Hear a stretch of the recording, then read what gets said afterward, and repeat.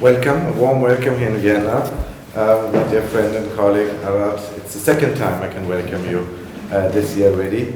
Our two countries are tied by very strong and historic ties in the friendship, going from a long-lasting development cooperation, economic ties in the cultural area. Just recently a large business delegation was in Yerevan to explore how we could intensify our trade. But today's meeting is very focused on one issue which is of high importance to Austria. I'm very thankful to Armenia for the cooperation in this regard.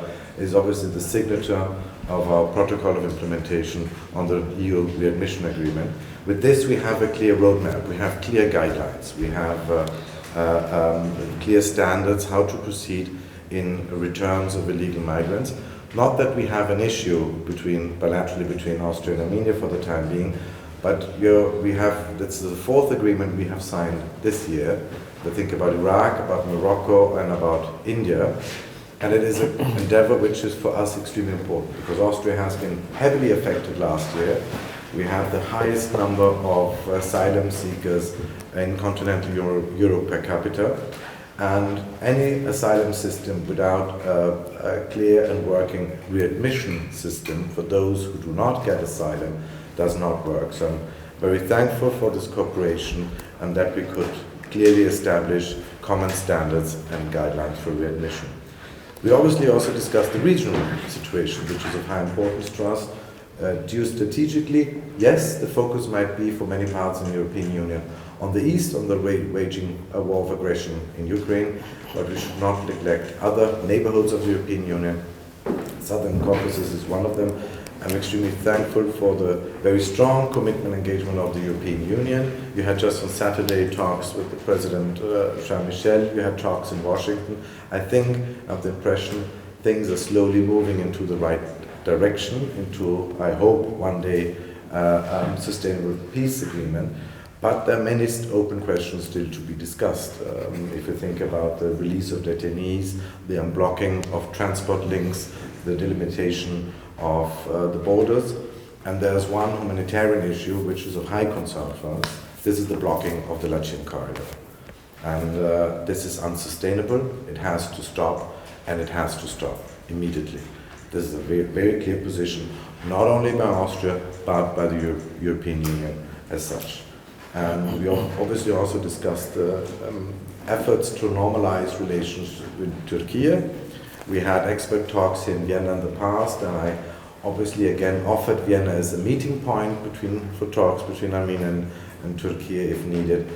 And then we raised the OSCE, which I believe I can talk on behalf of both of us, is an important platform and regional organization which brings all actors together, which is a difficult organization in the sense it has never been a like-minded organization, but it will be needed also in the future. It's our lifeline towards the Southern Caucasus, if I now take the European perspective, towards Central Asia. And I believe we both have the same approach to preserve this platform and to keep it for the day after, if I may say so.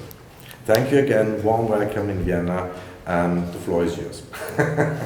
Well, dear Minister, first of all, dear attendees, first of all, I would like to thank my colleague, Mr. Schallenberg, for the invitation to Vienna and the warm welcome.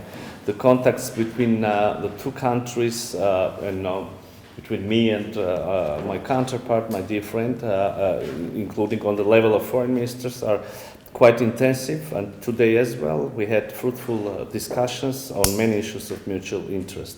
We commended the high level of political dialogue between Armenia and Austria, touched upon the dynamically developing bilateral cooperation in recent years in areas of economy, trade, business ties, science, education, culture, people-to-people contacts, and other spheres. In this context, we mentioned the role and activities of the Armenian-Austrian Joint Commission on Trade, Economic and Scientific Technical Cooperation, as well as the prospects of effective use of existing and tapped potential in all mentioned areas. Mr. Minister, I'm glad to mention the significant increase in bilateral trade turnover between our countries during the first half of this year. In this context, I recall the Armenian-Austrian Business Forum that took place in Yerevan during your visit last year. I give special importance also to the commitment of Austria to support the sustainable development efforts in Armenia. During your visit in 2022, the opening of the Austrian Development Agency Coordination Office in Yerevan indeed was a stimulus for the development of our relations.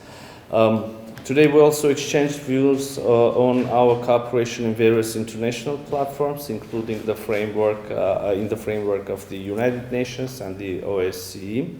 A wide range of issues related to the Armenia-EU partnership was on the agenda of our meeting. We touched upon the importance of the EU's consistent assistance to democratic reforms and the development of institutional capacities in Armenia. We attached particular importance to the activities of the EU civilian monitoring mission operating in Armenia since February. It makes an important contribution to reducing tensions and preventing escalations at international borders between Armenia and Azerbaijan. I expressed my gratitude to my colleague and the government of Austria for the participation of the Austrian observers in this mission. I would like to note that we also discussed the possibilities of Armenia-EU cooperation in the field of security, taking into account the inaugural meeting of the Armenian-EU Political and Security Dialogue held in January this year. Dear attendees, our discussion today also focused on developments on regional security and stability. I briefed my colleague on the security situation in the South Caucasus, Armenia's vision of establishing peace, the process of normalization of relations between Armenia and Azerbaijan, and the efforts made by Armenia and the international community to achieve results. We are confident, and I believe that Armenia is not alone on this, that stable peace in the region is possible if the issues of the rights and security of the people of Nagorno-Karabakh are properly addressed within the framework of an international mechanism through Stepanakert Baku dialogue. In this context, it is regrettable to state that instead of engaging in such a dialogue, Azerbaijan is currently pursuing a policy of ethnic cleansing in Nagorno-Karabakh. A clear manifestation of it is the blockade of Nagorno-Karabakh, which has been going on for more than 7 months now. Nagorno-Karabakh is now on the verge of a humanitarian catastrophe. This is happening in violation of international humanitarian norms and contrary to the numerous appeals of international actors, resolutions, and the legally binding order of the International Court of Justice of February 22, by the way, the court, which, by the way, the court reaffirmed with its order on July 6 this year. In the negotiation process with Azerbaijan, the key issue is to ensure maximum certainty regarding the interstate border. In this context, it should be emphasized that the borders of the former Soviet republics, as recognized by the Almaty Declaration, serve as the interstate border between Armenia and Azerbaijan. Armenia is also interested in unblocking the regional economic and transport infrastructure, which should be based on the sovereignty and jurisdiction of the countries, and according to the principles of equality and reciprocity.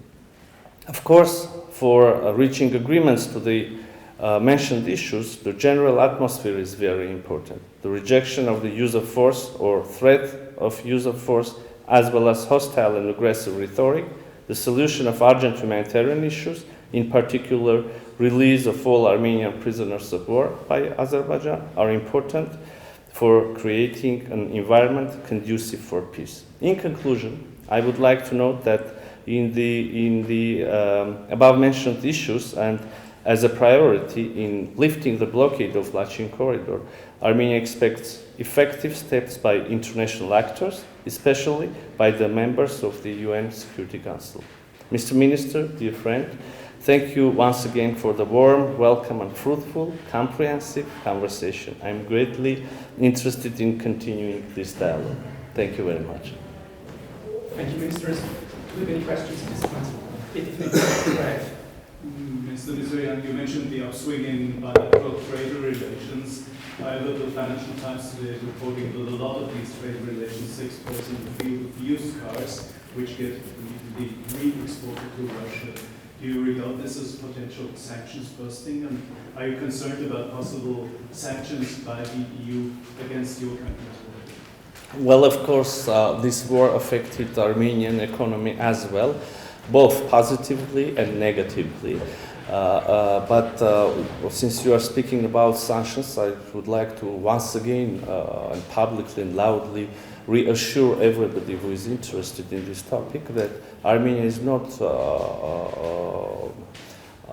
going to become a space where the sanctions could be bypassed. We're working very closely and in a very transparent manner with the respective bodies from the European Union, but also from the United States and elsewhere to make sure that the will of government of Republic of Armenia is to avoid creating an environment where the sanctions could be bypassed, are open, are transparent, and if there are problems, and I guess there can be problems as elsewhere, the problems are identified in time and proper solutions are given to them.